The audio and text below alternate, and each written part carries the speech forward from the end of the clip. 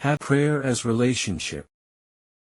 We are sustained in the busyness of our lives when we develop a personal relationship with God.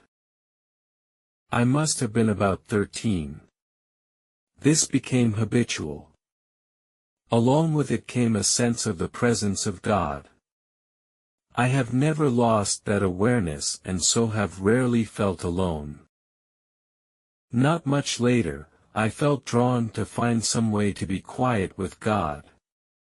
I went to St. Raphael's church some afternoons and just sat there.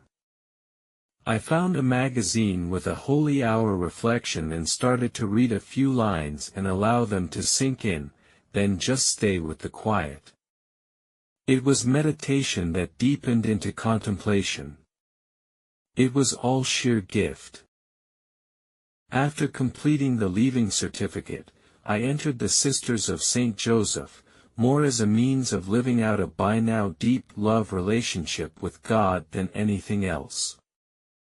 I had never known the Josephites, but the story of Mary MacKillop was part of our family history. My grandmother had arranged to enter the congregation, but her father died, and Delia remained at home, helping raise the large family. Finding time.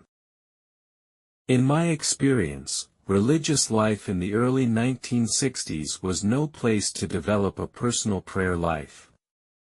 Apart from points for meditation read out in the chapel as novices fought off sleep, there was little or no formation in personal prayer.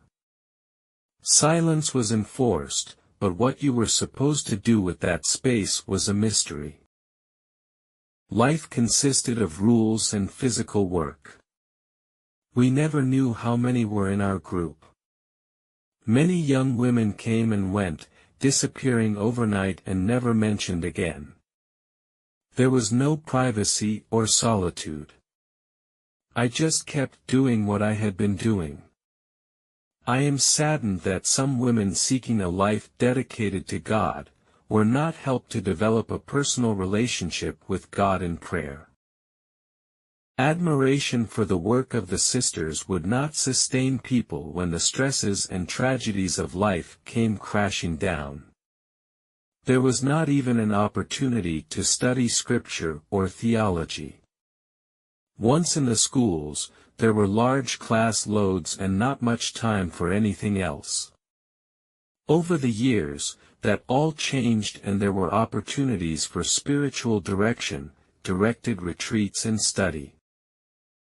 It was not until 1980, when the Catholic Education Office Sydney sent me to study in Chicago, that it all made sense. Through Bill Thompson S.J., whom I had met briefly in Sydney, I was offered John Dillon S.J. as spiritual director. After grilling me for 4 hours, he announced he was taking me on. A gift that needs work. Then he said, "You've been given a gift of prayer. What are you going to do about it? Gifts can be lost." He proceeded to say, "Allow God to love you. Don't do anything else until I tell you to do so." I don't think he ever told me to stop. Over the next 16 months, John taught me Ignatian spirituality, basing it on experiences I had shared in direction sessions. Since I was away from home and studying, there was spare time and I could use that for prayer, sometimes in my room and other times sitting on the grass looking at beautiful Lake Michigan. Prayer deepened and I became aware I wanted to make the spiritual exercises. That was possible over the Christmas break. I went to a small Jesuit community at Loyola House on Albion Avenue and saw Ted Tracy S.J. each day, staying for Mass with the community. It was a profound experience, and the great grace of that time was an awareness of God as Father. Back home, I found good Jesuit directors for retreats, especially the late Gerald Coleman S.J. and Tim Quinlan S.J. During one retreat, I was walking near Canisius College and became aware Jesus could understand my love for the Father. In fact, I could live in companionship with Jesus for the Father and His people. Christian Life Community.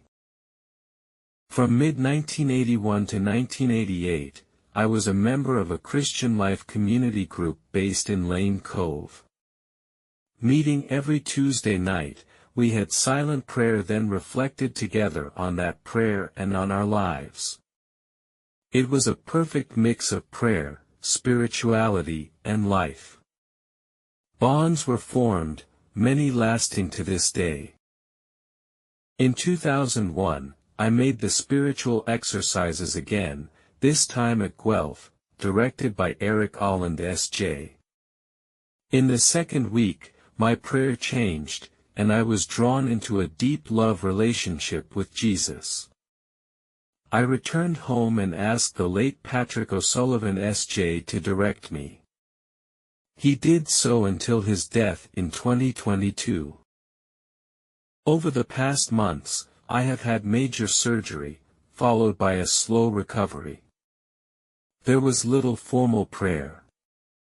There was just resting in the company of Jesus, conscious of His love and support.